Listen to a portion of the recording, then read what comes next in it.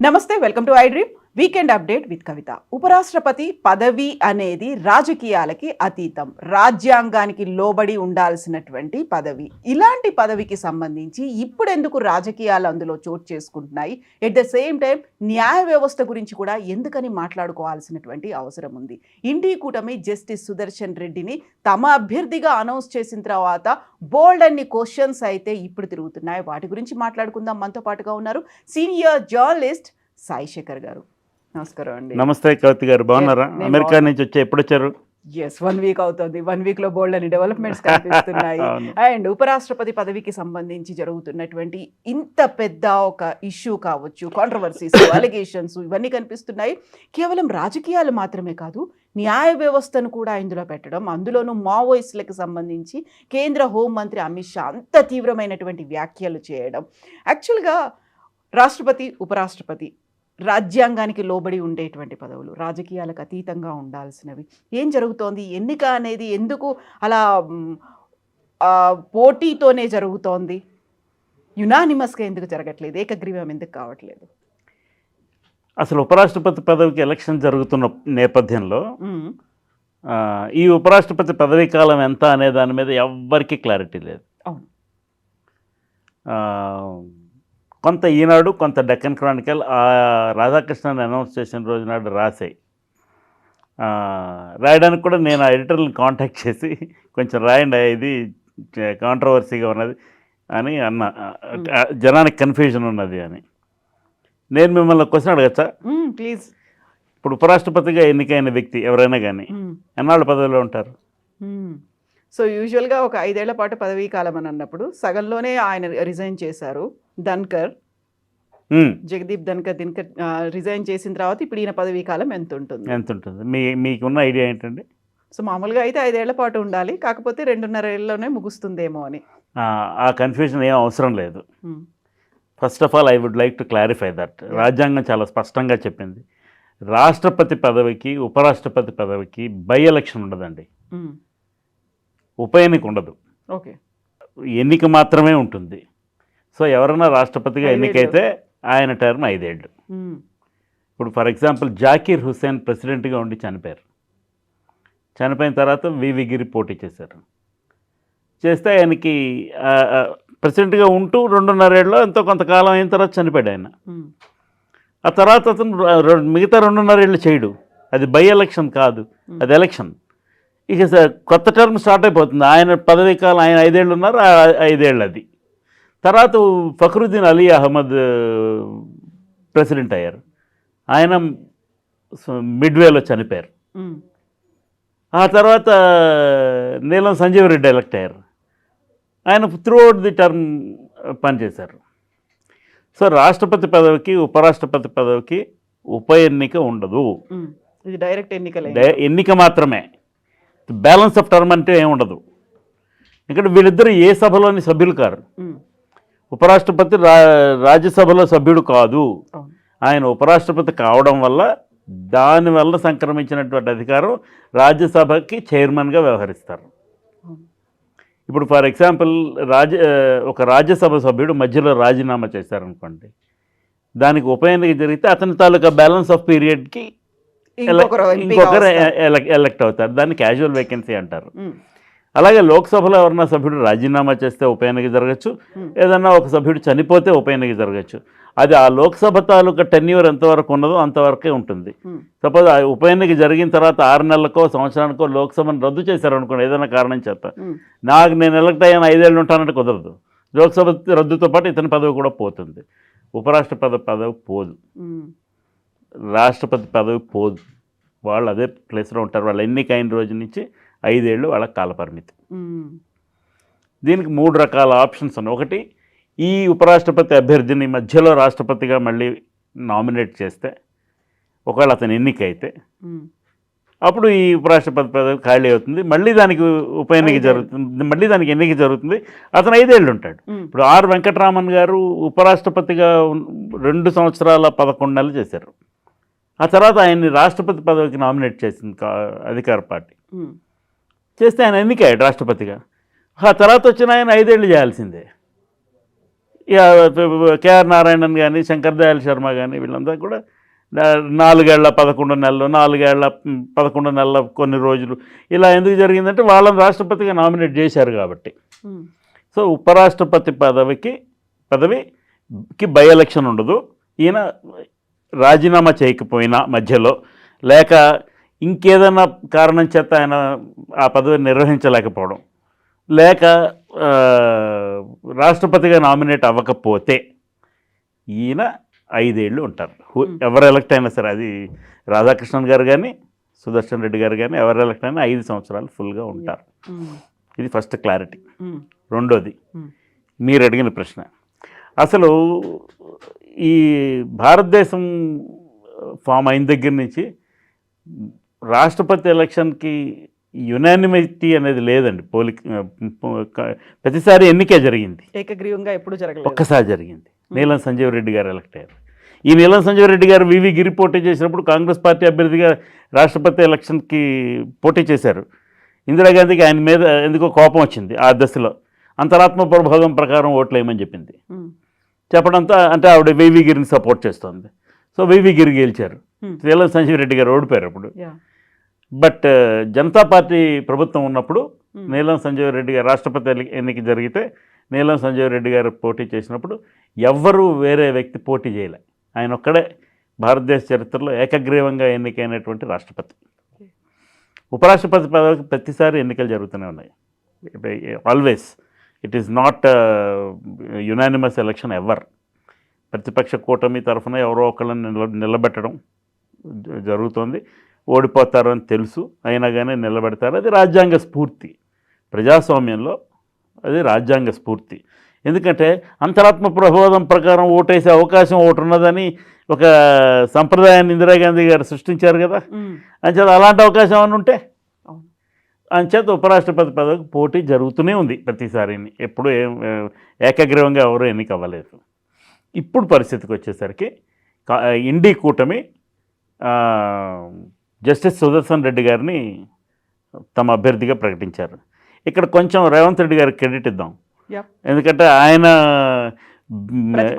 కులగణనకి సంబంధించిన కమిటీలో, ఎక్స్పర్ట్ కమిటీలో సుదర్శన్ రెడ్డి గారి నేతృత్వంలో వాళ్ళు చేయటం, వాళ్ళు చేసిన రికమెండేషన్స్ రాష్ట్ర ప్రభుత్వం వాటన్నింటినీ అంగీకరించడం, ఆమోదించడం ఇలాంటివన్నీ అయ్యాయి. కాబట్టి ఆయనకు ఉపరాష్ట్రపతి అభ్యర్థిగా ఈయన నిలబడితే బాగుంటుందన్న ఉద్దేశం ఉన్నది. సో ఆయన కాంగ్రెస్ పార్టీ అధ్యక్షుడు అధిష్టానానికి చెప్పారు. కాంగ్రెస్ పార్టీ అధ్యక్షుడు మల్లికార్జున్ ఖర్గేకి, ప్రతిపక్ష నాయకుడు రాహుల్ గాంధీ గారికి ఈ కుడ్ కన్విన్స్ దెమ్ అండ్ వాళ్ళు వెంటనే అంగీకరించారు. ఈయనతో మాట్లాడడం అయింది. సుదర్శన్ రెడ్డి గారిని పెట్టారు. Sudarshan Reddy by far is the best candidate for opposition side, there is no doubt about it. And Sudarshan Reddy garu is not a politician.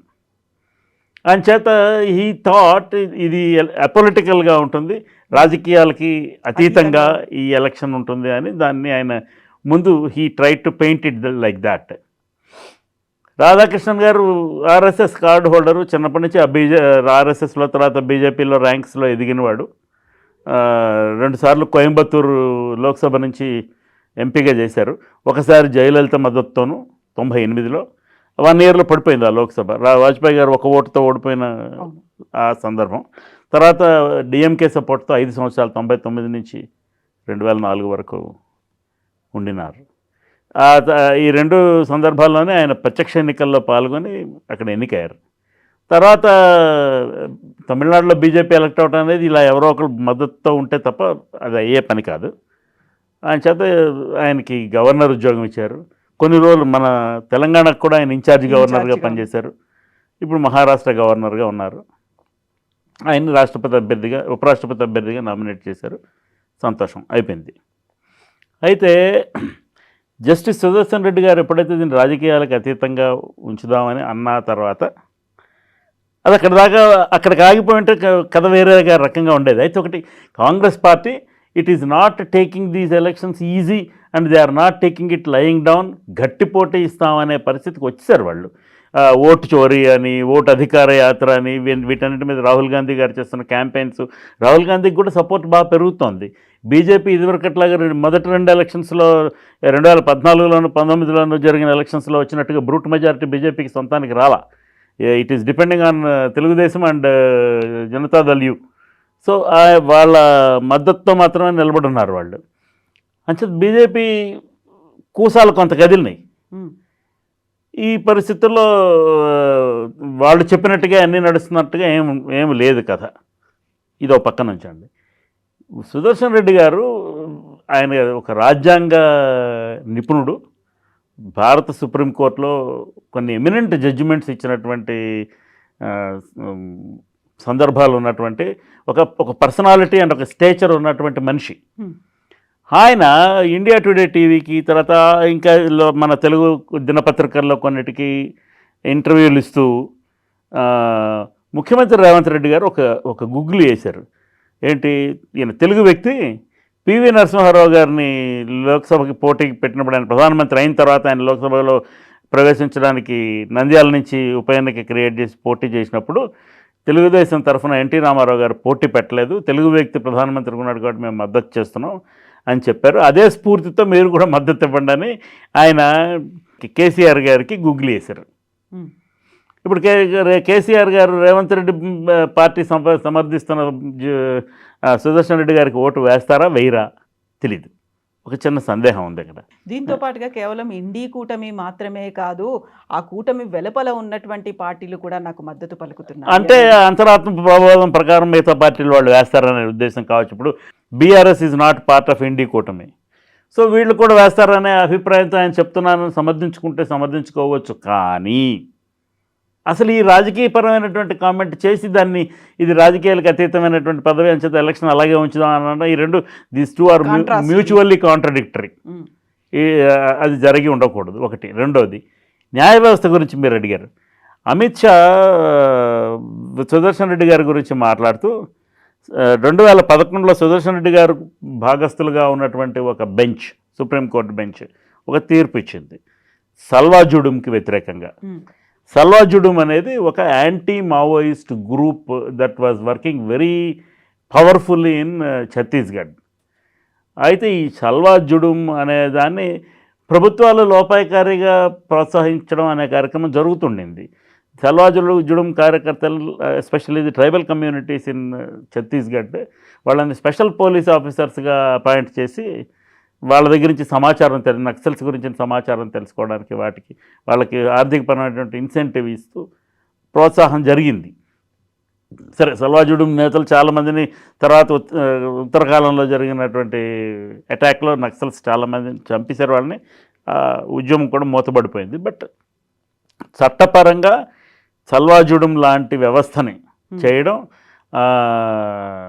It is a direct transgression of constitutional limits అని justice Sudarshan Reddy గారి బెంచ్ తీర్పు ఇచ్చింది.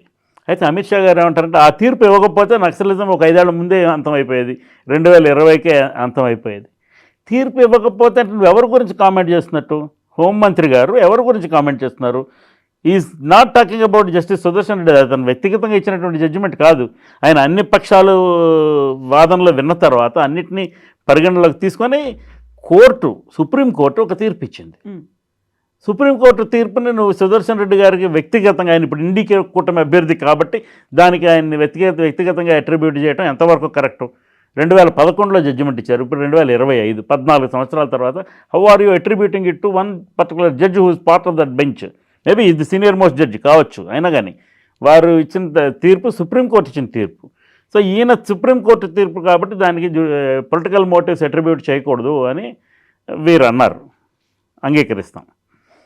బట్ ఎప్పుడైతే వీరు ఈ మాట అన్నారో 18 మంది, కురియన్ జోసెఫ్, మదన్ లోకూర్, వీళ్ళిద్దరు ఫార్మర్ సుప్రీంకోర్టు జడ్జెస్, వీళ్ళ నేతృత్వంలో ఒక 18 మంది జడ్జిలు సుప్రీంకోర్టుకు మోటివ్స్ అట్రిబ్యూట్ చేయడం కరెక్ట్ కాదు, సల్వా జుడుమ్ జడ్జిమెంట్లో మావోయిస్ట్ మూవ్మెంట్ కరెక్టు అని ఎక్కడా చెప్పలేదు, అక్కడ కాన్స్టిట్యూషనల్ ట్రాన్స్గ్రెషన్ జరిగిందని మాత్రమే చెప్పారు. అంచేత దీనికి పొలిటికల్ మోటివ్స్ అట్రిబ్యూట్ చేయడం కరెక్ట్ కాదు. దీనివలన న్యాయ వ్యవస్థ మొరల్ దెబ్బతింటుంది అని అభిప్రాయపడుతూ ఒక 18 మంది స్టేట్మెంట్ ఇచ్చారు. వెంటనే ఇంకొక 56 మంది జడ్జీలు, ఫార్మర్ జడ్జెస్, దాంట్లో జస్టిస్ పి సదాశివం, ఆయన former chief justice of India, justice Ranjan Gogoi, ఆయన former chief justice of India. వీళ్ళు నేతృత్వంలో 56 మంది,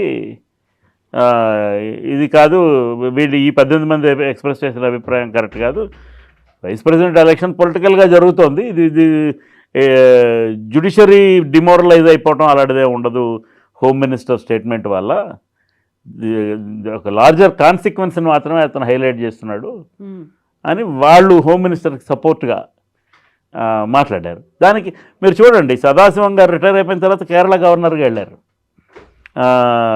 రంజన్ గొగోయ్ రాజ్యసభ ఎంపీ అయ్యారు. సో ఈ యాక్చువల్గా చిన్నప్పుడు మేము చదువుకునేటప్పుడు సుప్రీంకోర్టు జడ్జి రిటైర్ అయిపోయిన తర్వాత చాలా పదవులు తీసుకోకూడదని ఏదో ఉండేది. వాటన్నిటిలో మరి రాజ్యాంగంలో ఉన్న వెసులుబాట్లో లేక లూప్ హోల్స్నో వాడుకుని మొత్తానికి వీళ్ళందరూ పదవుల్లోకి వచ్చారు.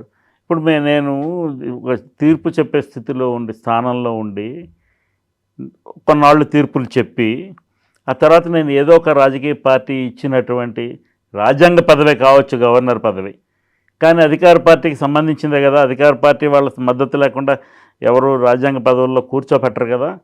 సో అది అంగీకరించాను అంటే నేను ఇచ్చిన జడ్జిమెంట్స్లో ఎంతో కొంత బయాస్ ఉండిందేమో ఇన్ రెట్రాస్పెక్ట్ అని ఒక డౌట్ అయితే వస్తుంది కదా. వాళ్ళు అలా ఇచ్చి ఉండకపోవచ్చు, వాళ్ళు న్యూట్రల్ కాదేమో అనే ఒక డౌట్ వస్తుందిగా. ప్రజాస్వామ్యంలో జనానికి డౌట్ వస్తుంది కదా, అన్ని రకాల వర్గాల వాళ్ళకి డౌట్ వస్తుంది, వీళ్ళు ఇటువైపు ఉన్నారేమో అని.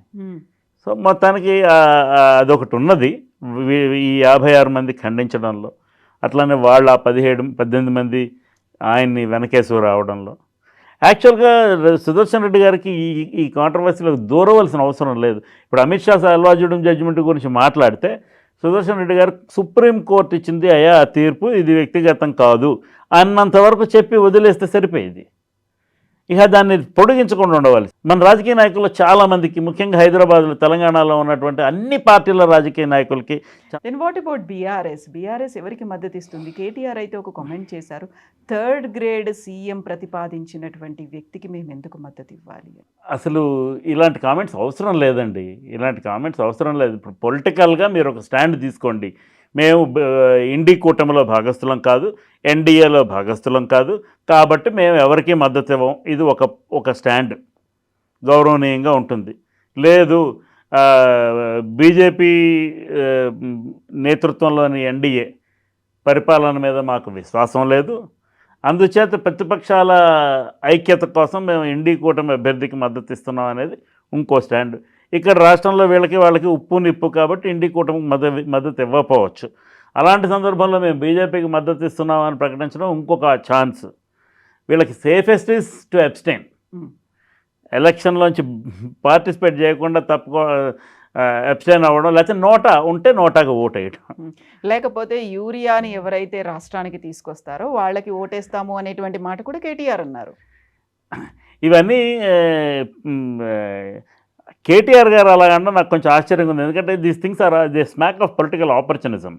But BRS is a political party and KTR is a politician. So ఆయన రాజకీయపరమైనటువంటి స్టేట్మెంట్గానే చూస్తాను నేను దాన్ని తప్ప, దాంట్లో I don't want to sit over judgement, అది రైటు రాంగు, కేటీఆర్ ఇలా అనొచ్చు అనకూడదు అని నేనేం చెప్పదలుచుకోలేదు. ఎందుకంటే ఆయనకే తెలుసు, ఆయన 10 సంవత్సరాలు ఒక రాజ్యాంగ పదవిలో ఉన్నారు అండ్ ఒక పెద్ద పార్టీకి వర్కింగ్ ప్రెసిడెంట్గా ఉన్నారు అని చెప్పి ఆయనకే తెలుసు. లోక్సభలో వాళ్ళకి 0 రిప్రజెంటేషన్, రాజ్యసభలో 2 ఉన్నారు సభ్యులు, రవిచంద్ర గారును సురేష్ రెడ్డి గారును. సో అండ్ అసెంబ్లీ, ఇక్కడ అసెంబ్లీలో 38 మంది ఉన్నారు. వాళ్ళు ఆ 10 మంది వెళ్ళిపోయిన వాళ్ళు ఎటు ఓటేస్తారో తెలియదు, వీళ్ళు రేపొద్దున విప్ ఇష్యూ చేస్తారో, చేస్తే ఎటు ఓటేస్తారో, లేకపోతే అబ్స్టైన్ అవుతారో తెలియదు మనకి. ఇవన్నీ వాళ్ళు రాజ్యాంగపరమైనటువంటి అవకాశాలని వాడుకుంటుంటారు కదా ఇప్పుడు ఎదురికి, అందుచేత వాళ్ళు ఏం చేస్తారో తెలియదు. ఇలాంటి పరిస్థితుల్లో బీఆర్ఎస్కి పెద్ద వాయిస్ లేదు. అలాంటప్పుడు అంటే ఇట్ ఈస్ పొలిటికల్గా వీఆర్ స్టిల్ రిలవెంట్ అనే అభిప్రాయం ప్రతి పొలిటికల్ పార్టీకి ఒక బాధ్యత. జనంతో మనం ఉన్నామనే ఇంప్రెషన్ జనానికి కూడా ఇవ్వాలి కాబట్టి ఒక బాధ్యత. మాకు స్ట్రెంగ్త్ లేదు కాబట్టి మేమేం చేయం, మేమేం మాట్లాడమని తప్పుకోకూడదు. ఆ బాధ్యతల నిర్వహణగా ఆయన ఆ మాట చెప్పారు. కానీ యూరియాకి యూరియా ప్రాబ్లం 2019లో కూడా వచ్చింది. ఒక ఫార్మర్ చచ్చిపోయాడు సిద్దిపేటలో యూరియా క్యూలో నిలబడి. సరే ఆ యూరియాకి క్యూలు నడుస్తుంటే గందరగోళం జరుగుతుంటే యూరియా షార్టేజ్ సప్లై వస్తే కేసీఆర్ గారు ఏవో ట్రైన్స్ పెట్టి యూరియాను మూవ్ చేసి ఇలాంటి కార్యక్రమాలకేవో దానికి డబ్బులు అది ఇచ్చి చేయించారు. బట్ యూరియా అలాట్మెంట్ కోటా తెచ్చుకోవడానికి ట్రాన్స్పోర్టేషన్ అరేంజ్మెంట్ ఏం చేయగలిగారు, కానీ కోటా ఇవ్వకపోతే ఇప్పుడు మనకి జియో పొలిటికల్ ఇష్యూస్ వలన కోటా రావడం లేదు, యూరియా ఇంపోర్ట్ రావడం లేదు, ఇంకా రకరకాల సమస్యలు ఉన్నాయి. కిషన్ రెడ్డి గారు ఒక స్టేట్మెంట్ ఇస్తారు, ఏదో మేము సప్లై సరిగానే చేస్తున్నాం, రాష్ట్ర ప్రభుత్వం మిస్లీడ్ చేస్తుందని. సమస్యను పొలిటిసైజ్ చేస్తున్నారు అందరూ. హోలిస్టిక్గా అర్థం చేసుకొని ఈ రైతులకి యూరియా ఈ టైంకి అందాలి, ఇది ప్రతి సంవత్సరం తంతు. ఇది ఇక మనం ముందే ప్లాన్ చేసుకొని సిద్ధపడాలి. అది రాష్ట్ర ప్రభుత్వం తప్పు. Urea is not state subject. ఎవరు ఇవ్వాలి? సెంట్రల్ గవర్నమెంట్ ఇవ్వాలి. మినిస్ట్రీ ఆఫ్ ఫెర్టిలైజర్ స్టేట్లో ఉండదు, సెంట్రల్ గవర్నమెంట్లో ఉంటుంది. సో వాళ్ళు దాని మీద నిర్ణయం తీసుకొని వాళ్ళు మద్దతు ఇచ్చి చెయ్యాలి. యూరియా ఇచ్చిన వాళ్ళకి మేము మద్దతు చేస్తాం, ఇట్స్ ఎ క్యాజువల్ స్టేట్మెంట్. అయితే మీరు ఇంటర్వ్యూలో స్టార్టింగ్లో ఒక మాట అన్నారు, అంత స్మూత్ సెయిలింగ్ లాగా అనిపించట్లేదు, ఎందుకంటే జస్టిస్ సుదర్శన్ రెడ్డి గారికి మెల్లిమెల్లిగా మద్దతు అనేది పెరుగుతుంది అనేటువంటి భావన కూడా ఉంది కాబట్టి. దెన్ వాట్ అబౌట్ ఎలక్షన్ అనేది? అక్కడ రాధాకృష్ణన్ గెలుస్తారు, వాళ్ళకి నంబర్స్ చాలా సఫిషియెంట్గా, they are NDA has very strong numbers in their favour. అంచేత రాధాకృష్ణన్ గారు గెలవటం అనేది నిస్సందేహం, సందేహం లేని అంశం. కాకపోతే స్టిఫ్ అపోజిషన్, తేలిగ్గా తీసుకొని వదిలేసేటట్టుగా లేదు పరిస్థితి. ఆ ప్రతిపక్షం చాలా సాలిడ్గా ఉంది. ఇది నిజమైన డెమోక్రసీ, ఇది ఆ ఫీలింగ్ వీళ్ళు ఇవ్వగలిగారు. అంచేత గెలవడం రాధాకృష్ణన్ గారు గెలుస్తారు, కానీ ఎస్, ఉపరాష్ట్రపతి ఎన్నిక has become a talking point in the people. Then what about Salwa Judum? అక్కడ ఉన్నటువంటి నక్సల్స్ ఆపరేషన్ కగార్ని ముందుకు తీసుకొచ్చిన తర్వాత మళ్ళీ ఒకసారి చర్చ అనేది ఉంది.